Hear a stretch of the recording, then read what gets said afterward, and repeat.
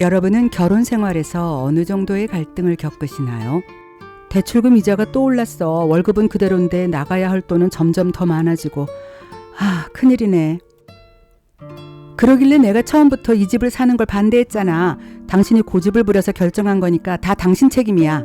그러니까 그때 내가 여기 말고 좀 더 집값이 싼 곳으로 이사 가자고 했잖아. 이 동네를 고집한 건 당신이야. 당신은 너무 이기적이고 모든 집안일은 다 내 몫이고 그건 다 우리가 돈이 없어서야. 이 부부는 결국 이혼했습니다. 이 두 사람을 돌아서게 만든 이유가 무엇이라고 생각하시나요?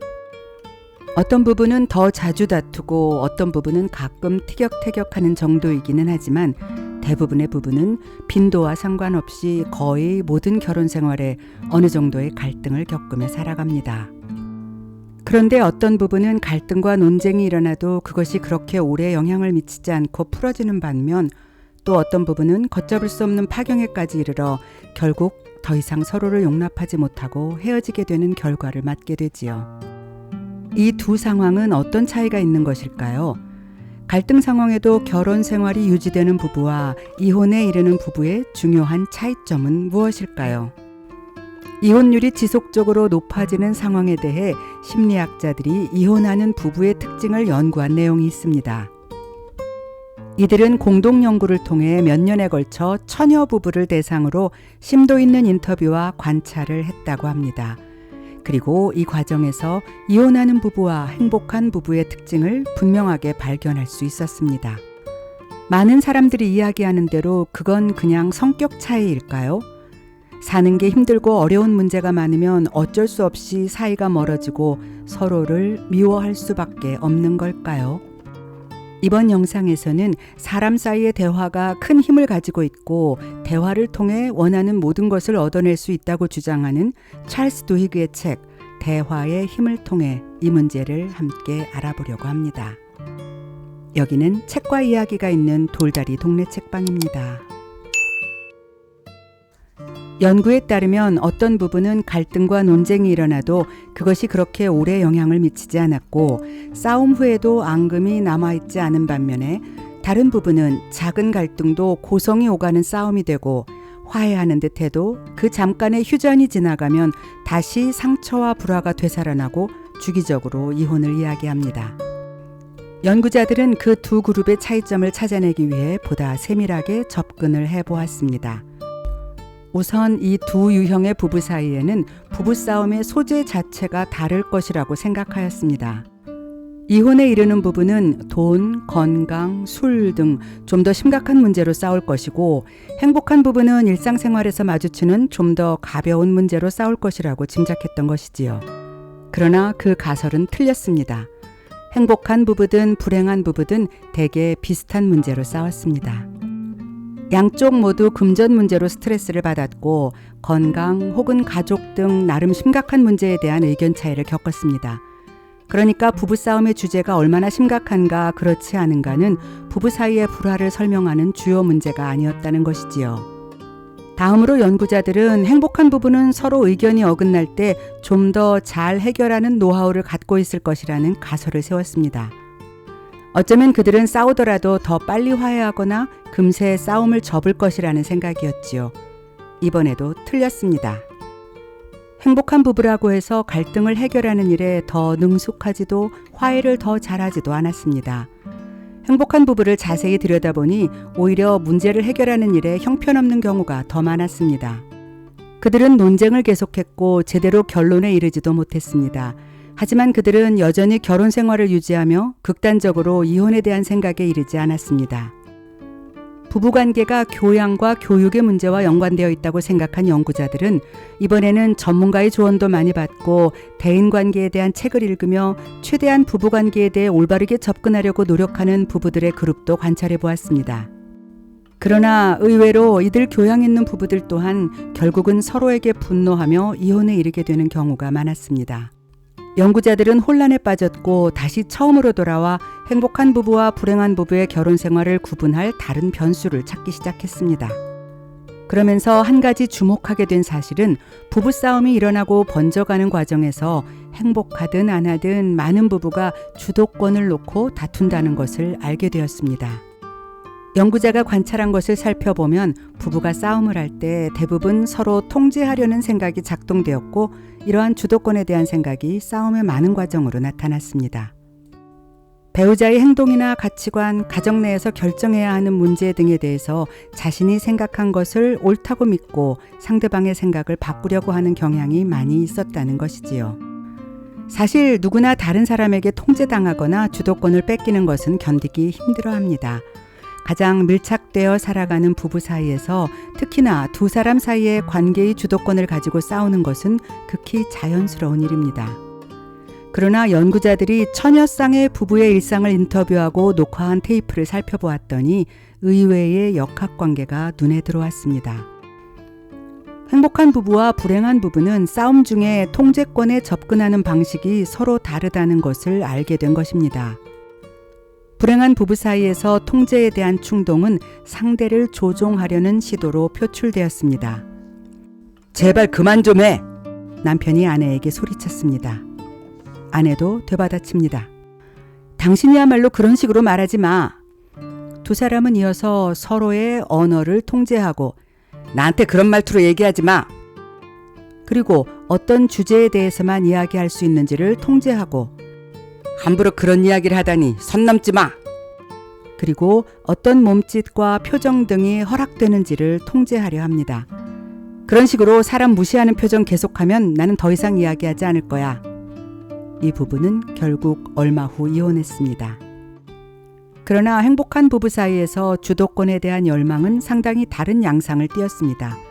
이들은 상대를 통제하려고 하는 대신 자기 자신이나 환경 또는 갈등 그 자체를 통제하는 데 집중하는 모습을 보였습니다. 예를 들면 행복한 부부는 자신의 감정을 통제하는 데 많은 시간을 할애했습니다. 화가 심해진다고 생각되면 잠시 쉬는 시간을 가졌습니다.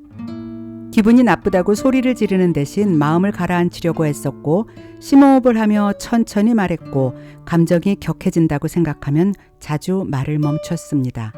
그들은 환경을 통제하는 데 더 집중했습니다. 갈등이 불거진 순간에 바로 싸움을 시작하는 대신 좀 더 안전한 환경이 마련될 때까지 힘든 논의를 미뤘습니다. 모두 지치고 아이가 울고 있는 새벽에 싸움을 시작하는 대신 덜 피곤하고 아기도 조용해진 다음날 아침으로 논의를 미루는 경향이 있었습니다. 또한 행복한 부부는 갈등 자체의 경계를 통제하는 데 좀 더 신경을 썼습니다. 즉 다투더라도 그것이 다른 싸움으로 번지지 않게 최대한 싸움의 크기를 줄였다는 것이지요. 불행한 부부의 싸움은 경계를 넘나들며 싸움의 크기를 점점 더 크게 만듭니다. 이 부부의 싸움을 한번 엿볼까요?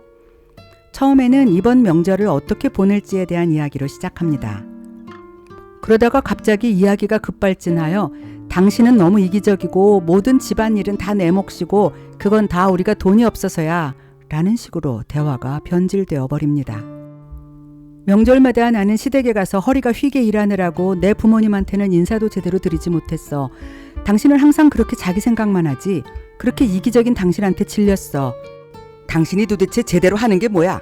당신은 맨날 일하느라 힘들다고 하면서 집안에서는 손끝 하나 까딱 안 하지만 정작 당신 월급으로 우리는 아이들 학원도 제대로 못 보내잖아. 이런 대화에서는 최초 대화의 주제가 되었던 이번 명절을 어떻게 보낼 것인가에 대한 이야기는 점점 더 해결할 수 없는 상태로 멀어져 버리고 두 사람 간의 생각은 이제 더 이상 대화가 아닌 것이 됩니다.